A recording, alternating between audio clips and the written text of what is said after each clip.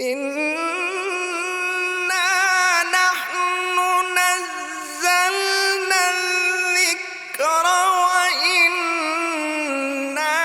له لحافظون، یعنی کہ بین الدفتین، دو جلدوں کے درمیان، یہ اللہ کے نبی صلی اللہ علیہ وسلم کے دور میں ایسے موجود تھا یا یہ کام بعد میں ایسے ہوا؟ ہڈی تھی یا وہ درخت کی چھال تھی یا پتھر تھا یا کوئی اور چیز تھی، کوئی چمڑا تھا، جو مختلف چیزیں جن کا تذکرہ تاریخ میں ملتا ہے ان کے اوپر جو ممکن ہو سکا وہ لکھ لیا۔ یعنی کہ اللہ کے نبی پھر اس علم سے نا واقف تھے، اس کا مطلب کیا ہے کہ لکھنے اور پڑھنے کے علم سے؟ تو امی ہونے کا مفہوم یہ نکلا کہ لکھنا پڑھنا کسی استاد سے سیکھا نہیں ہے، اللہ تعالیٰ سے براہ راست منتقل ہوا ہے۔ کہ جب اللہ تبارک و تعالیٰ نے حفاظت کی ذمہ داری خود لے رکھی ہے تو پھر یہ شک و شبہ کس طرح کا کہ اس میں کوئی حصہ رہ نہ جائے یا اس میں کوئی مزید اضافہ نہ ہو جائے؟ تو اللہ تعالیٰ کوئی اور نسل پیدا کر دے گا، کوئی اور قوم پیدا کر دے گا، کوئی اور مخلوق پیدا کر دے گا جو اس کی حفاظت کرتی رہے گی، تو قرآن تو محفوظ رہے گا، ہم محفوظ نہیں رہیں گے۔ اگر اتنا ہی اہم یہ کام تھا تو اللہ کے نبی صلی اللہ علیہ وسلم جو ہے وہ خود اس کام کو کروا کے جاتے۔ عقلاً یہ مناسب وقت تبھی ہے جب آپ صلی اللہ علیہ وسلم کا وصال ہو اور وحی کا نزول موقوف ہو جائے گا، اب اس کو کمپائل کیا جائے گا، اب اس کو مرتب کیا جائے گا، مدون کیا جائے گا۔ بسم اللہ الرحمن الرحیم، السلام علیکم ورحمۃ اللہ وبرکاتہ۔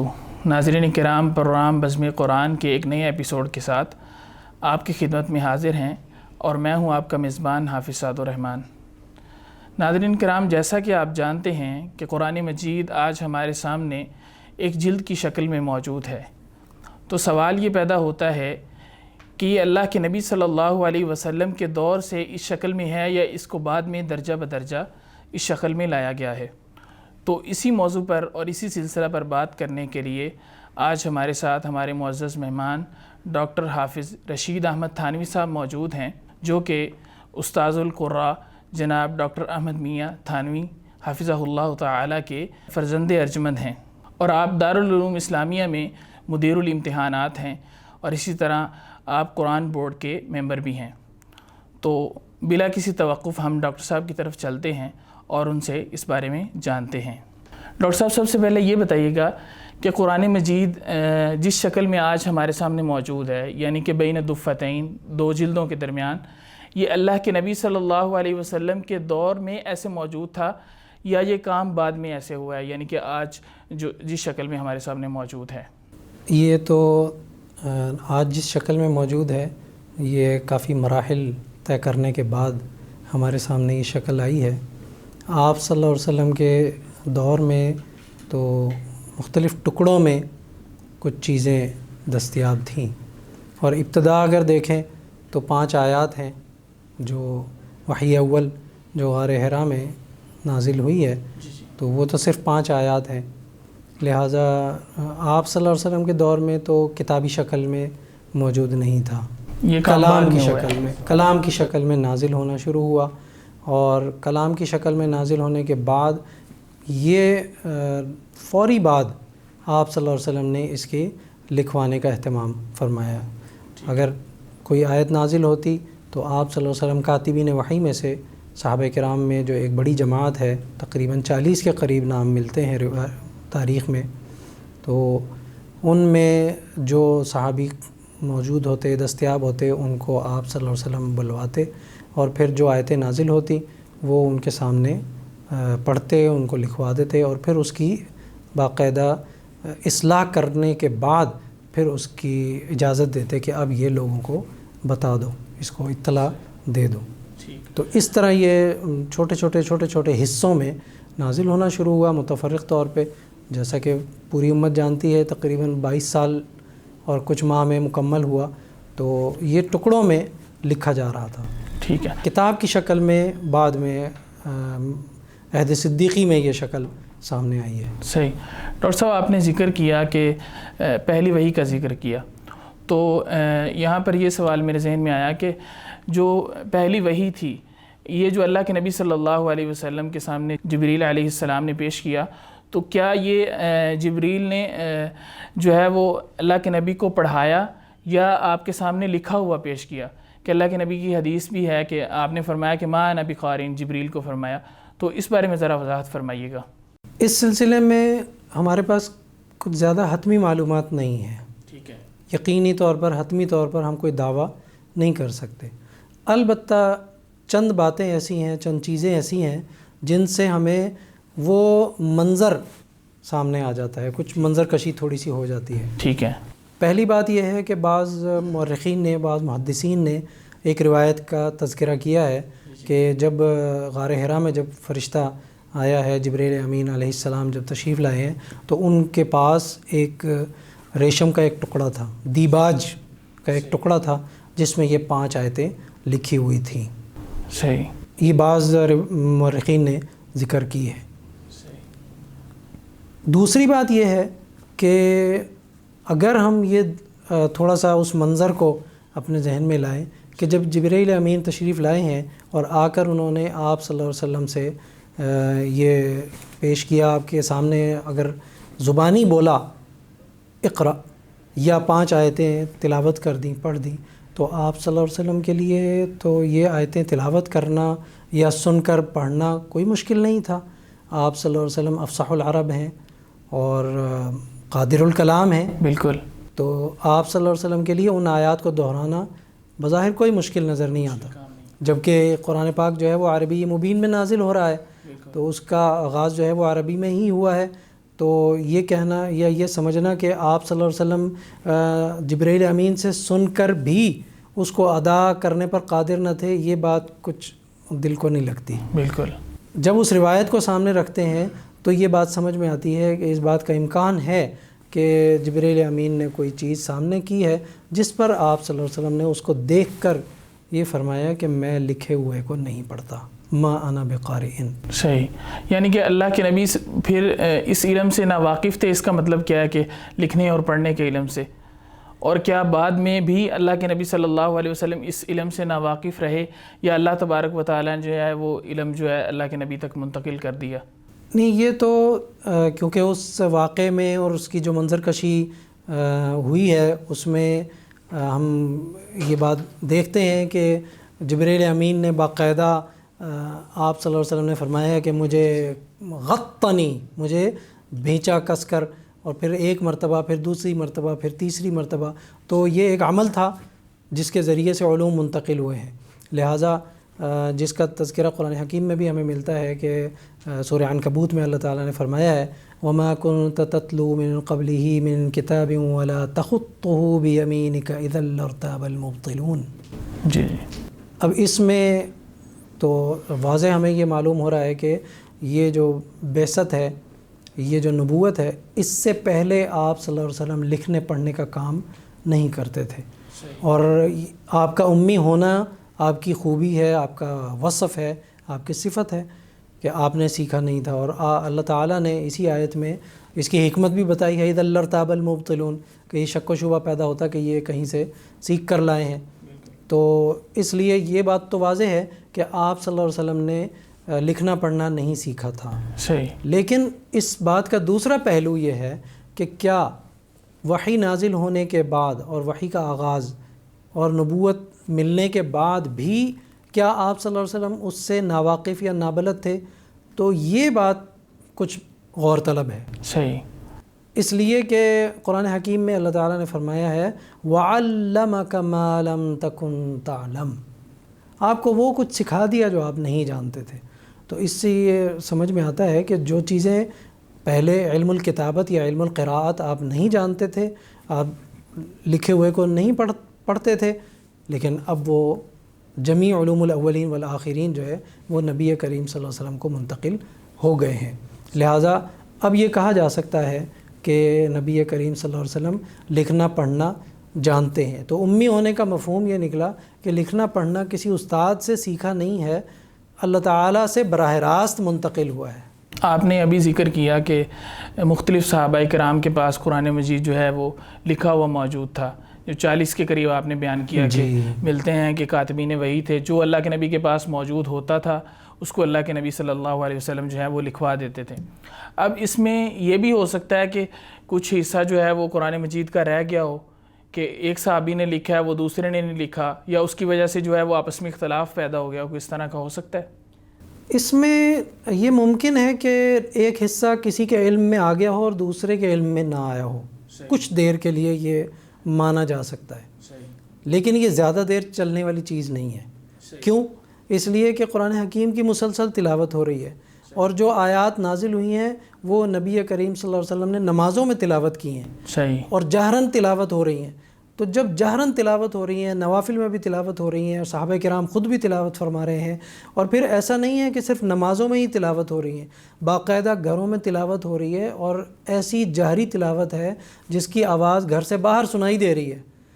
تو وہ چیز جو جہراً تلاوت ہو رہی ہے، تسلسل کے ساتھ تلاوت ہو رہی ہے، اس کا اس طرح مخفی رہ جانا، اس کا کوئی امکان عقلی طور پر نظر نہیں آتا۔ اگرچہ مختلف صحابہ کرام کے پاس قرآن مجید کا مختلف حصہ لکھا ہوا موجود تھا، لیکن اس میں ایک دوسرے کا جو حصہ ہے اس کے بارے میں نہ اس کا علم نہ ہونا یہ ممکن نہیں ہے عقلی طور پہ۔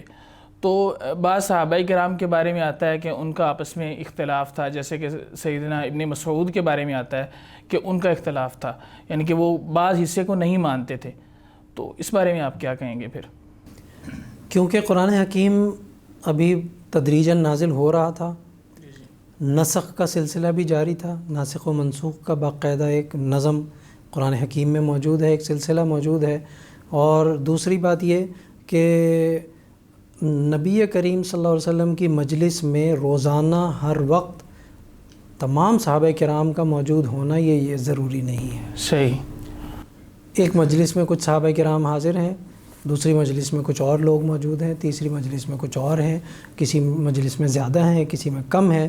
تو جو حصہ اس وقت نازل ہوا ہے وہ ان صحابہ کرام کے تو سامنے نازل ہو گیا، ان کے علم میں فوراً آ گیا۔ بالکل۔ جو صحابہ کرام اس وقت موجود نہیں ہیں ان کے علم میں وہ اب منتقل ہوگا، باقاعدہ ان تک پہنچے گا، ابلاغ ہوگا، اس کی تبلیغ ہوگی، اس کی تعلیم ہوگی، تو پھر وہ دوسرے صحابہ کرام کے علم میں وہ بات آئے گی۔ ایک تو چیز یہ ہے۔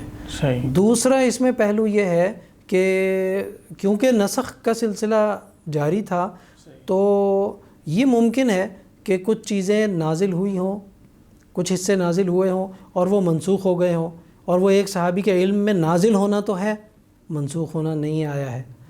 یا اس کے برعکس شکل ہو کہ کچھ چیزیں موجود ہیں اور کسی صحابی نے آپ صلی اللہ علیہ وسلم سے بطور تفسیر کے سنی ہیں۔ صحیح۔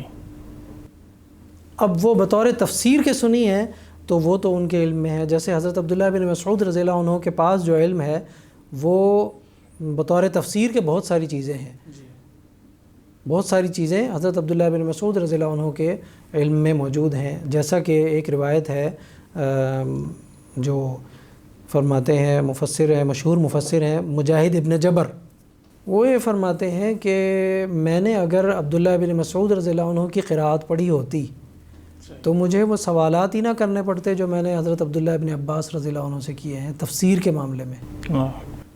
اس سے یہ سمجھ میں آتا ہے کہ ان کو یہ بعد میں پتہ چلا جو حضرت عبداللہ بن مسعود رضی اللہ عنہ کی سے منقول علم تھا، جو ذخیرہ ان سے منقول ہوا تھا، وہ ان کے جب سامنے آیا تو ان کو یہ لگا کہ یہ سوالات تو مجھے کرنے کی ضرورت ہی نہیں تھی اگر میں یہ پہلے پڑھ لیتا۔ تو اس سے یہ سمجھ میں آتا ہے کہ صحابہ کرام کے پاس جو چیزیں تھیں وہ ضروری نہیں ہے کہ وہ صرف متن قرآن ہی ہو۔ صحیح۔ متن قرآن کے ساتھ ساتھ آپ صلی اللہ علیہ وسلم سے سنی ہوئی ہر چیز ان کے پاس موجود تھی۔ اب یہاں کسی کے ذہن میں یہ سوال بھی آ سکتا ہے کہ اگر وہ متن کے ساتھ ساتھ تھیں تو ان کو کہیں اشتباہ تو نہیں ہوتا تھا، خلط ملط تو نہیں ہوتا تھا؟ تو اس بات کا امکان اس لیے نہیں ہے کہ جیسے کوئی اسٹوڈنٹ آج کے دور میں کوئی طالب علم اپنی کتاب جو اس کی نصابی کتاب ہے وہ جب درسگاہ میں بیٹھتا ہے وہ اس کے اوپر کہیں پینسل سے حاشیہ لگا لیتا ہے، کہیں پین سے لکھ لیتا ہے، اپنے نوٹس اس کے لکھ لیتا ہے، اس کو کبھی بھی اشتباہ نہیں ہوتا کہ یہ متن کی عبارت ہے اور یہ میری عبارت ہے۔ یا جو کسی کے اپنے ذاتی نوٹس ہوتے ہیں تو وہ نوٹس کوئی دوسرا آدمی دیکھے تو ہو سکتا ہے اس کو یہ اشتباہ ہو، لیکن خود اس کو تو یہ اشتباہ ہونے کا کوئی امکان ہی نہیں. اس کو پتہ ہے میں نے کیا بات کہاں لکھی ہے، کیوں لکھی ہے، کس لائن کا کس سے ربط ہے، کس سے ربط نہیں ہے. تو یہ ان صحابہ کرام کو اس کا مغالطہ ہونا، اس کا بظاہر کوئی امکان نظر نہیں آتا. اور پھر یہ کہ حضرت عبداللہ بن مسعود رضی اللہ عنہ تو وہ صحابی ہیں جو یہ فرما رہے ہیں کہ میں نے نبی کریم صلی اللہ علیہ وسلم سے براہ راست 70 صورتیں سیکھی ہیں. تو براہ راست سیکھنے والا شخص جو ہے اس کو اشتباہ کیسے ہو سکتا ہے؟ صحیح.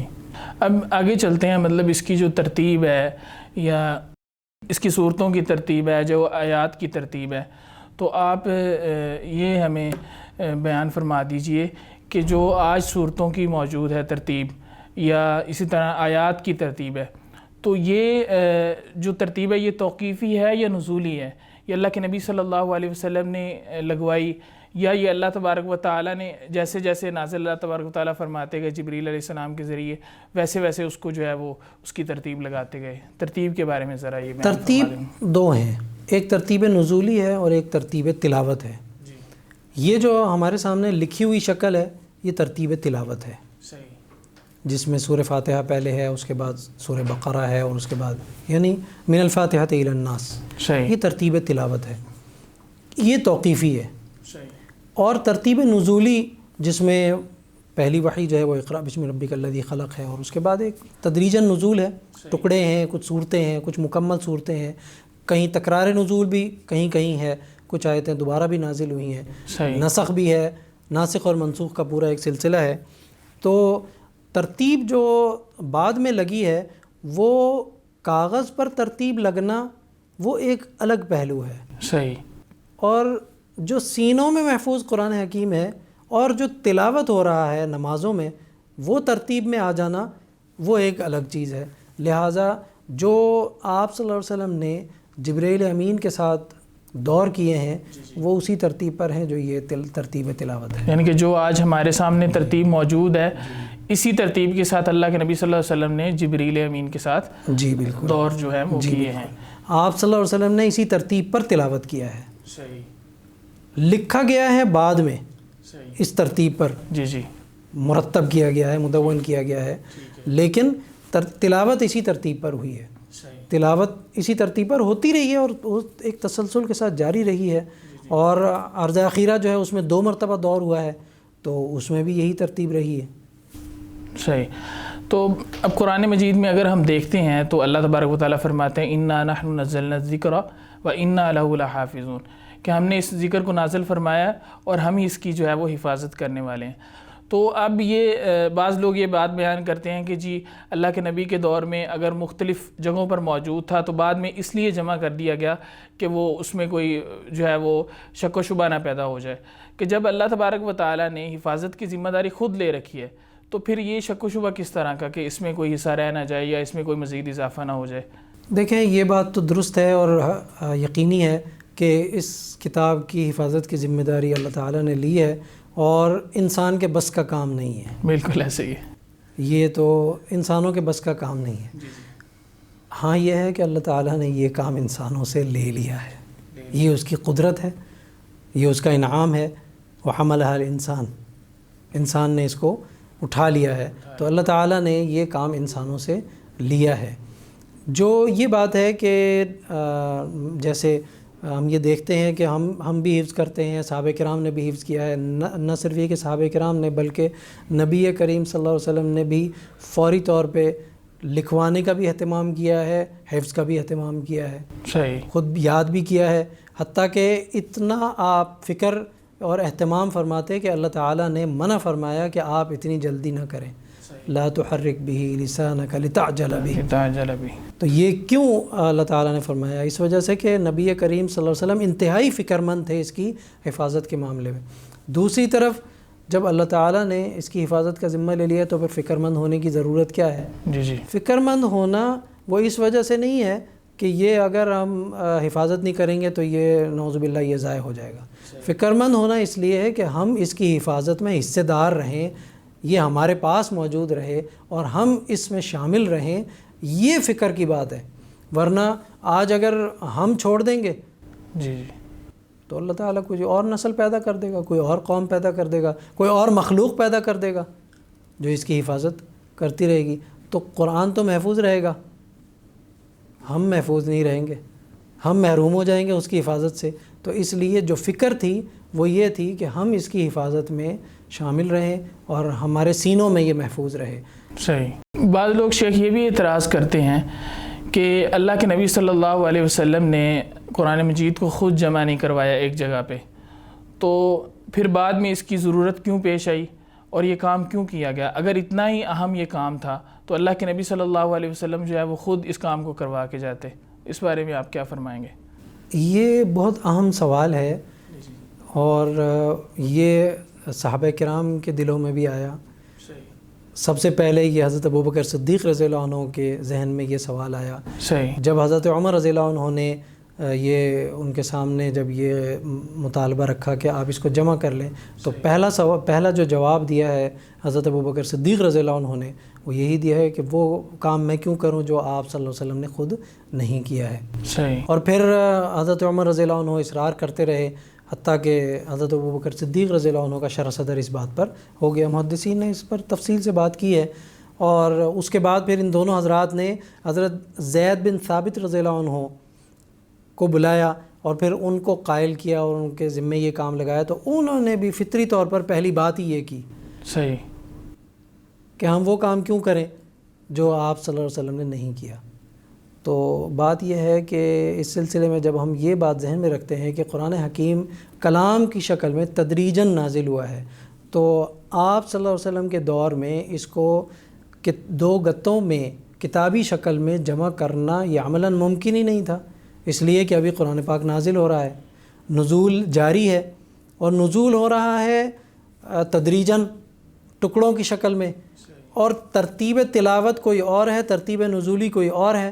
لہٰذا اگر ترتیب نزولی پر لکھ دیں اور کتاب کی شکل دے دیں تو پھر اس کو اثر نو مرتب کرنا پڑے گا.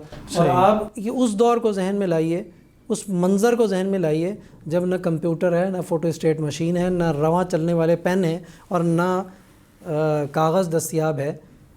تو یہ چیزیں تو اس وقت دستیاب نہیں تھیں، لہٰذا اس کو ٹکڑوں میں ہی لکھنا ممکن تھا. اور یہی اس کے عین مناسب یہی تھا کہ اس کو ٹکڑوں میں لکھ لیا جائے. جتنے ٹکڑے دستیاب تھے، چاہے وہ پتھر کی سل تھی یا وہ ہڈی تھی یا وہ درخت کی چھال تھی یا پتھر تھا یا کوئی اور چیز تھی، کوئی چمڑا تھا، جو مختلف چیزیں جن کا تذکرہ تاریخ میں ملتا ہے ان کے اوپر جو ممکن ہو سکا وہ لکھ لیا. تو یہ نبی کریم صلی اللہ علیہ وسلم کے وصال کے بعد ہی ہونا ممکن تھا. عقلاً یہ مناسب وقت تبھی ہے جب آپ صلی اللہ علیہ وسلم کا وصال ہو اور وحی کا نزول موقوف ہو جائے گا. اب اس کو کمپائل کیا جائے گا، اب اس کو مرتب کیا جائے گا، مدون کیا جائے گا. صحیح. تو اللہ کے نبی صلی اللہ علیہ وسلم کے دور میں بھی بعض صحابہ کرام کے پاس جو ہے وہ مختلف تھا اور بعض کے پاس مختلف تھا. تو اب یہ سوال یہ پیدا ہوتا ہے، یعنی کہ جیسے مختلف قراءات تھیں، جیسے ہشام بن حکیم اور سیدنا عمر کا واقعہ ہے، تو اب سوال یہ پیدا ہوتا ہے کہ کیا ان دونوں جو مختلف صورتوں میں وہی نازل ہوئی ہے کہ اللہ کے نبی کے پاس ایک وقت میں جو صحابی موجود تھے انہوں نے وہ اپنے پاس لکھ لیا یا محفوظ کر لیا، اور دوسرے وقت میں جو صحابہ موجود تھے انہوں نے اپنے پاس جو ہے وہ محفوظ کر لیا؟ اس میں 2 باتیں ہو سکتی ہیں. ایک یہ ہے کہ یعنی اختلاف 2 طرح کا ہے. ایک ہے قراءات کا اختلاف جو ایک علیحدہ سے موضوع ہے اور اس کے اوپر علیحدہ سے گفتگو کی جا سکتی ہے کہ علم القراءات اور قرآن پاک میں جو قراءتوں کا اختلاف ہے وہ باقاعدہ ایک فن ہے، تو وہ ایک علیحدہ یعنی موضوع ہے. صحیح. دوسرا جو صحابہ کرام کے نسخوں میں یا ان کی جو مصاحف ہیں ان میں اختلاف یہ ہو سکتا ہے کہ ایک صحابی کے پاس کچھ حصہ لکھا ہوا ہے اور دوسری صحابی کے پاس وہ لکھا ہوا نہیں ہے، یا ایک صحابی کے پاس وہ لکھا ہوا ہے اور وہ قرآن پاک میں سے منسوخ ہو گیا ہے وہ حصہ. تیسری شکل اس کی یہ ہو سکتی ہے کہ کسی صحابی نے نبی کریم صلی اللہ علیہ وسلم سے تفسیر کے طور پر کوئی چیز سنی ہے اور وہ اپنے نسخے میں درج کر لی ہے. صحیح. اور دیکھنے والا اس کو یہ سمجھ رہا ہے کہ یہ قرآن کا حصہ ہے. تو جو بعض مورخین نے یا آج کے دور میں ہم دیکھتے ہیں بعض مستشرقین نے بھی صحابہ کرام کے ذاتی مصاحف کو دیکھ کر کچھ یا ان کی روایات کو دیکھ کر، کیونکہ وہ مصاحف تو آج موجود نہیں ہیں لیکن ان سے منسوب روایات آج ہیں، تو ان روایات کو دیکھ کر انہوں نے یہ سوال اٹھایا ہے کہ فلاں نسخے میں یہ ہے، فلاں نسخے میں یہ ہے۔ مثلا حضرت عبداللہ بن مسعود رضی اللہ عنہ کا مصحف جو ہے اس کے اوپر تفصیل سے گفتگو ہو سکتی ہے، وہ بذات خود ایک موضوع ہے، تو اس کے اندر جو چیزیں لکھی ہوئی تھیں ان کو معلوم کر کے یا ان کو دیکھ کر کچھ لوگوں کے ذہن میں یہ سوال پیدا ہوا کہ کیا یہ نبی کریم صلی اللہ علیہ وسلم سے سن کر لکھی گئی ہیں۔ تو وہاں یہ بات ذہن میں رکھنا ضروری ہے کہ ہر لکھی ہوئی چیز کا وحی مطلوب ہونا ضروری نہیں ہے، نبی کریم صلی اللہ علیہ وسلم سے سنا ہوا ہونا کافی ہے۔ جیسے حضرت عائشہ رضی اللہ عنہا نے ایک مرتبہ اپنے ایک خادم ہیں ان سے یہ کہا کہ تم میرے لیے قرآن پاک کا نسخہ لکھو۔ صحیح۔ تو انہوں نے لکھنا شروع کیا، اور حضرت عائشہ رضی اللہ عنہا نے فرمایا کہ جب تم اس آیت پر پہنچو حافظوا علی الصلوات والصلاۃ الوسطی، جب یہاں پہنچو تو مجھے بتا دینا۔ ٹھیک ہے۔ جب وہ یہاں لکھتے لکھتے یہاں تک پہنچے تو انہوں نے اطلاع کر دی کہ میں یہاں تک پہنچ گیا ہوں، تو حضرت عائشہ رضی اللہ عنہا نے ان سے فرمایا کہ یوں لکھو حافظوا علی الصلوات والصلاۃ الوسطی صلاۃ العصر۔ تو وہ ایک دم حیران ہوا کیونکہ وہ حافظ تھا، وہ ظاہر ہے کہ اس کو یہ معلوم تھا کہ یہ ٹکڑا تو یہاں نہیں ہے۔ پھر جب وہ حیران ہوا تو حضرت عائشہ رضی اللہ عنہا نے اس پر فرمایا سمعتها من رسول اللہ صلی اللہ علیہ وسلم، یہ میں نے رسول اللہ صلی اللہ علیہ وسلم سے سنا ہے۔ تو وہ اس نے لکھ دیا، لیکن یہ بطور تفسیر کے سنا ہے اور بطور تفسیر کے ہی آج منقول ہوا ہے۔ اگر حضرت عائشہ رضی اللہ عنہا کے نزدیک یہ قرآن کی آیت ہوتی تو آج ہمارے متن میں موجود ہوتی۔ بالکل۔ تو متن میں یا کسی نسخے میں یا کسی ڈائری میں لکھا ہونے کا مطلب یہ نہیں ہے کہ وہ وحی مطلوب کا حصہ ہے، یا وہ وحی مطلوب جو عرض اخیرہ کے بعد بھی باقی رہی ہے اس کا حصہ ہے۔ ممکن ہے وہ وحی مطلوب کا حصہ تو ہو لیکن عرض اخیرہ سے پہلے منسوخ ہو گیا ہو۔ تو اس طرح کی چیزوں کی وجہ سے صحابہ کرام کے مابین جو مصاحف تھے یا ان کے جو ذاتی نسخے تھے ان میں اختلاف ہونا بالکل معقول بات ہے، اور یہ اختلاف نہ ہوتا تو ہمیں حیرت ہوتی۔ اگر یہ اختلاف نہ ہوتا تو ہمیں حیرت ہوتی کہ یہ اختلاف کیوں نہیں ہے، اس لیے کہ سارے صحابہ کرام پہلے دن تو ایمان نہیں لائے، اور سارے صحابہ کرام ہر مجلس میں ہر وقت موجود بھی نہیں ہیں، تو یہ تو ایک نیچرل پروسیس سے چیزیں جو ہیں وہ منتقل ہوئی ہیں سب تک۔ تو اس لیے یہ اختلاف ہونا ہی اس بات کی دلیل ہے کہ یہ قدرتی طور پر ایسا ہوا ہے، اور اگر یہ اختلاف نہ ہوتا تو ہمیں حیرت ہوتی کہ حضرت عمر رضی اللہ عنہ کے پاس یہ کیسے پہنچا، وہ تو اس مجلس میں تھے ہی نہیں، فلاں صحابی کے پاس یہ کیسے بات پہنچی، وہ تو اس مجلس میں تھے ہی نہیں، یا حضرت امیر معاویہ رضی اللہ عنہ تک یہ بات کیسے پہنچی، وہ تو فتح مکہ کے بعد ہی مان لائے ہیں۔ تو پھر یہ اشکالات پیدا ہوتے۔ تو اس لیے یہ اختلافات ہونا یہ ہمیں اس منظر کو بتا رہا ہے، اس بالکل ایک نیچرل پروسیس کو بتا رہا ہے۔ صحیح۔ شیخ آپ نے ذکر کیا کہ صحابہ کرام کو اللہ کے نبی صلی اللہ علیہ وسلم جو ہے وہ کتابت کروایا کرتے تھے، مطلب یعنی کہ کتابت سکھلایا کرتے تھے۔ تو آپ صلی اللہ علیہ وسلم کے بارے میں جیسے ہے کہ اللہ کے نبی صلی اللہ علیہ وسلم جو ہے وہ امی تھے، تو امی ہونے کا مطلب کیا ہے؟ کیا اللہ کے نبی صلی اللہ علیہ وسلم اس علم سے نہ واقف تھے، نہ بلد تھے، یا آپ کو علم تھا لیکن جو ہے وہ اللہ کے نبی صلی اللہ علیہ وسلم اس کے مطابق عمل نہیں کرتے تھے؟ جیسے سیدنا علی رضی اللہ تعالیٰ عنہ کے بارے میں آتا ہے کہ جب معاہدہ لکھا جا رہا تھا تو اللہ کے نبی صلی اللہ علیہ وسلم نے پوچھا مجھے بتاؤ کہاں پر لکھا ہے، میں اس کو مٹا دیتا ہوں رسول اللہ جہاں پر لکھا ہوا ہے۔ تو اس کا کیا مطلب ہے؟ اس کی ذرا وضاحت کر دیجئے کہ اللہ کے نبی کا امی ہونے کا مطلب کیا ہے؟ دیکھیے اس میں امی ہونے میں جو مکان کتابت اور کیفیت کتابت ہے اس کو اگر ہم ذہن میں رکھیں گے تو یہ بات انشاءاللہ واضح ہو جائے گی کہ آپ صلی اللہ علیہ وسلم کا سوال مکان کتابت کے بارے میں، کیفیت کے بارے میں نہیں ہے۔ باقی رہا کیفیت کا سکھانا، وہ تو حضرت امیر معاویہ رضی اللہ عنہ کی جو روایت ہے کہ آپ صلی اللہ علیہ وسلم نے مجھے یہ فرمایا کہ با کو سین سے ملا کر لکھو، اور سین کے دندانے کھول کر لکھو، اور میم کی آنکھ کو کھلا کر کے لکھو۔ تو یہ کون شخص بتا سکتا ہے جس کو یہ معلوم ہے کہ با ہے، سین کو دندانوں کی شکل میں لکھتے ہیں، با کو سین سے ملا کر لکھتے ہیں؟ تو آپ صلی اللہ علیہ وسلم یہ سکھا رہے ہیں، لہٰذا ناواقف ہونے کی بات وہ بعثت سے پہلے کی ہے. صحیح. نبی کریم صلی اللہ علیہ وسلم لکھنا پڑھنا سیکھا نہیں تھا لیکن لکھنا پڑھنا جانتے تھے. تو اس پر بعض لوگ یہ سوال کر سکتے ہیں کہ جو ایک معاہدہ لکھا جا رہا تھا اس پر حضرت علی رضی اللہ عنہ اس کو لکھ رہے تھے، تو اس پہ انہوں نے یہ الفاظ لکھے کہ یہ وہ معاہدہ ہے جو رسول اللہ صلی اللہ علیہ وسلم نے معاہدہ کیا ہے. تو اس پہ جو کفار مکہ تھے یا مشرکین تھے یا جن لوگوں کے ساتھ یہ معاہدہ ہو رہا تھا، انہوں نے کہا کہ یہ رسول اللہ کا لفظ یہاں نہ لکھو. صحیح. اسی پہ تو ہمارا جھگڑا ہے. یہ لکھو کہ یہ وہ معاہدہ ہے جو محمد بن عبداللہ نے کیا ہے. محمد رسول اللہ تو اسی پہ تو ہمارا سوال ہے، اسی پہ تو ہمارا اعتراض ہے. تو اس وجہ سے یہ معاہدے کے اندر یہ نہ لکھو.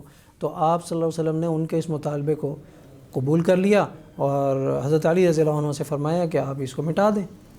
حضرت علی رضی اللہ عنہ نے معذرت کر لی کہ میں یہ نہیں مٹا سکتا. یہ تو جذبات کی بات ہے، انکار کی بات نہیں ہے. انہوں نے اپنے جذبات کا اظہار کیا کہ میں یہ رسول اللہ کا لفظ نہیں مٹاتا. اس پر نبی کریم صلی اللہ علیہ وسلم نے فرمایا کہ اچھا مجھے دکھاؤ کہاں لکھا ہوا ہے. تو انہوں نے انگلی رکھ کر بتا دیا کہ یہ یہاں لکھا ہوا ہے. آپ صلی اللہ علیہ وسلم نے وہ خود اپنے دست مبارک سے مٹا دیا. تو یہاں بعض لوگ یہ سوال کرتے ہیں کہ آپ صلی اللہ علیہ وسلم امی تھے تو اس وجہ سے انہوں نے پوچھا کہ رسول اللہ کہاں لکھا ہوا ہے. ان کو آپ صلی اللہ علیہ وسلم کو تو علم ہی نہیں تھا کہ را کیسے لکھتے ہیں، سین کیسے لکھتے ہیں، واو کیسے لکھتے ہیں، لام کیسے لکھتے ہیں، اس لیے آپ نے پوچھا تھا. تو یہ تھوڑا سا مغالطہ ہے، اس لیے کہ پوچھنے کا مقصد یہ بھی ہو سکتا ہے اور پوچھنے کا مقصد مکان کتابت بھی ہو سکتا ہے. جیسے آپ کے سامنے صفحہ موجود ہے اور آپ اس کے اوپر کچھ نوٹس لکھ رہے ہیں. کوئی ایک لفظ میں آپ سے پوچھنا چاہوں کہ مجھے یہ صفحہ دیجئے، تو مجھے کیا پتہ وہ آپ نے سطر میں اوپر لکھا ہے، دائیں لکھا ہے، بائیں لکھا ہے، اوپر ہے، نیچے ہے، یا صفحے کے اس طرف ہے یا اس طرف ہے. نوٹس تو آپ بنا رہے ہیں، تو عبارت آپ لکھ رہے ہیں. تو یہ ایک قدرتی سوال، فطری سوال ہے کہ یہ رسول اللہ کا لفظ تم نے کس جگہ لکھا ہے. تو یہ کیفیت کتابت کے بارے میں سوال نہیں ہے، یہ مکان کتابت کے بارے میں سوال ہے. اور وہ جو آیات ہیں قرآن حکیم کی نزول کے بارے میں کہ اللہ تعالیٰ نے یہ فرمایا کہ وَعَلَّمَكَ مَا لَمْ تَكُنْ تَعْلَمْ، آپ کو وہ کچھ سکھا دیا جو آپ نہیں جانتے تھے. تو کتابت نہیں جانتے تھے، آپ وہ سیکھ لی ہیں. اور جہاں یہ فرمایا ہے کہ آپ نہیں پڑھتے تھے، نہیں جانتے تھے، وہاں من قبلہ کا لفظ موجود ہے. وَمَا كُنْتَ تَتْلُو مِن قَبْلِهِ مِن كِتَابٍ، آپ اس سے پہلے یعنی اس وحی کے نازل ہونے سے پہلے آپ نہیں جانتے تھے، نہ پڑھتے تھے، نہ لکھتے تھے. لیکن اب آپ پڑھتے بھی ہیں، لکھتے بھی ہیں. اور ایک روایت سے تو آپ صلی اللہ علیہ وسلم نے خود فرمایا ہے کہ جمیع علوم الاولین والآخرین جو ہیں وہ آپ صلی اللہ علیہ وسلم کو منتقل ہوئے ہیں. تو یہ سارے علوم آپ صلی اللہ علیہ وسلم کے ذریعے سے ہی ہم تک پہنچے ہیں، صحابہ کرام نے اخذ کیے ہیں، سیکھے ہیں. لہٰذا نبی کریم صلی اللہ علیہ وسلم لکھتے پڑھتے نہیں تھے لیکن لکھنا پڑھنا جانتے تھے، اس علم سے نابلد نہیں تھے. ہاں یہ الگ بات ہے کہ بالفعل لکھتے نہیں تھے اور سیکھا نہیں تھا، کسی استاد سے سیکھا نہیں تھا. تو امی ہونے کا مطلب نابلد ہونا نہیں ہے. امی ہونے کا مطلب یہ ہے کہ آپ نے کسی استاد سے سیکھا نہیں تھا. شیخ، ہم آپ کے نہایت مشکور ہیں کہ آپ نے اپنے قیمتی وقت میں سے ہمارے لیے وقت نکالا اور امید کرتے ہیں انشاءاللہ آئندہ بھی نکالیں گے. تو ناظرین کرام، آج ہم نے اپنے پروگرام میں جو بات کی ہے وہ نبی صلی اللہ علیہ وسلم کے دور میں قرآن مجید کی جمع و تدوین کے حوالے سے بات کی ہے کہ اللہ کے نبی کے دور میں قرآن مجید کی کیا حالت تھی. اور آئندہ پروگرامز میں انشاءاللہ اگر اللہ تبارک و تعالیٰ نے موقع دیا تو ہم باقی جو ادوار ہیں قرآن مجید کی جمع و تدوین کے ان کے بارے میں بات کریں گے. جزاک اللہ خیرا کثیرا. السلام علیکم ورحمۃ اللہ وبرکاتہ.